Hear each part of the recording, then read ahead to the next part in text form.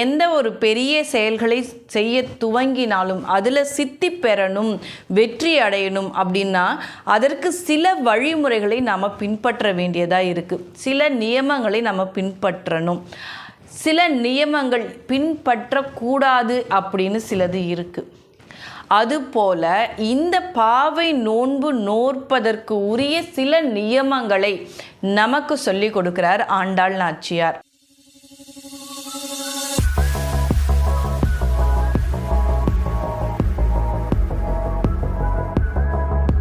வேதாஸ்யு நேயர்கள் அனைவருக்கும் வணக்கம். திருப்பாவையின் 2வது பாடல். வையத்து வாழ்வீர்கள் நாமும் நம் பாவைக்கு செய்யும் கிரிசைகள் கேளீரோ.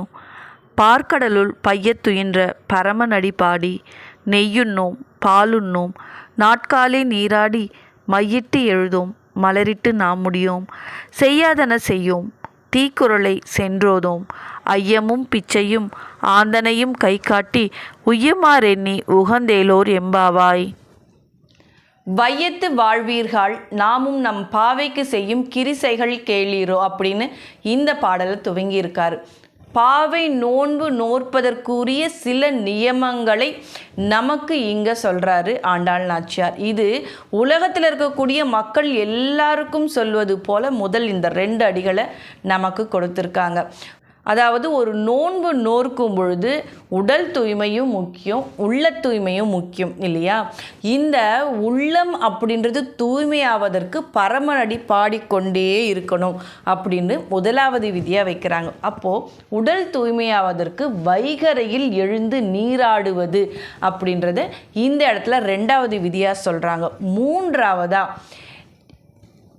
யாசகம் அப்படின்னு நம்மக்கிட்ட கேட்டு வரவங்களுக்கு நம்மால் என்ன முடியுமோ அது எல்லாத்தையும் கொடுத்து உதவணும். கொடுக்கும் பொழுது எனக்கு இதெல்லாம் இருக்கிறது அப்படின்ற அந்த செருக்கை இல்லாமல் அந்த செருக்கை விடுத்து நாம் யாசகம் அப்படின்றத செய்யணும். இது மனம் தூய்மை அடைவதற்கான 3வது விதி. மையிட்டு எழுதாமல் மலரிட்டு முடியாமல் இது எல்லாமே ஒரு பெண் தன்னை அலங்கரித்து கொள்வது. இந்த அலங்காரங்கள்லாம் எதுவுமே இந்த நோன்பு நாட்களில் செய்யாமல் இருப்போம் அப்படின்றத செய்யாமல் இறைவனை தரிசனம் செய்துட்டு வருவோம் அப்படின்னு சொல்லி இவங்களா ஒரு முடிவை எடுக்கிறாங்க. செய்யாதன செய்யும். அதாவது பெரியவர்கள்லாம் எது தவறு அப்படின்னு செய்யாமல் விலகி இருக்காங்களோ அதையெல்லாம் நாங்களும் செய்யாமல் விலகி இருப்போம். இதில் நெய்யுண்ணோம் பாலுண்ணோம் இதெல்லாம் இந்த விரத காலங்கள் முடியும் வரை அவர்களாகவே எடுத்துக்கொண்ட நியமங்கள். இது போலவே மையிட்டு எழுதோம் மலரிட்டு முடியோம் இதுவும் இந்த விரத காலங்களில் மட்டும் நாங்கள் மேற்கொள்ளலாம் அப்படின்னு அவர்கள் எடுத்த இந்த முடிவு.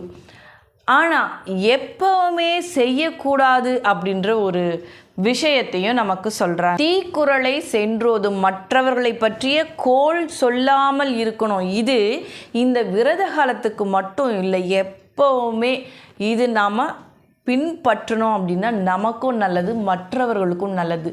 தீக்குறளை சென்றோதும் மற்றவர்களை பற்றி கோள் சொல்லாமல் இருக்கணும் அப்படின்றது எப்பவுமே நாம் பின்பற்ற வேண்டிய ஒரு விதி. இன்பம் தரக்கூடிய இந்த பொருட்களை எல்லாம் விடுப்பது அப்படின்றதையும் ஒரு சொர்க்க மனப்பான்மை அப்படின்றது வேணும் இல்லையா?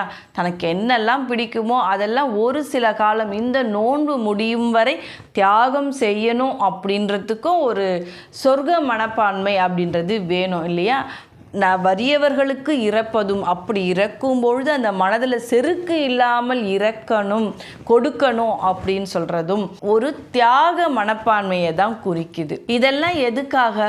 உய்யுமாறெண்ணி உகந்தேலோர் எம்பாவார். உய்யும் வழியை அடைவதற்காக. நாம் உய்யக்கூடிய வழி, நம்ம முக்தி அடையக்கூடிய வழி என்னது அப்படின்னா கண்ணனுடைய திருவடி. இந்த திருவடி நிழலை பற்றுவதற்காக எனக்கு அன்றாடம் நாம் செய்யக்கூடிய இந்த நிகழ்ச்சிகளை எல்லாம், இந்த அலங்காரங்கள் இது எல்லாம் கொஞ்சம் நான் விடுத்து இறை சிந்தனையிலேயே இருந்து இறைவனுடைய திருவடி நிழலை நான் அடைய போகின்றேன் அப்படின்னு சொல்லி பாவை நோன்பு நோக்கக்கூடிய இந்த பாவையர்கள் அவர்கள் நோன்பு நோற்ற விதத்தை நமக்கு எடுத்து சொல்கிறாங்க.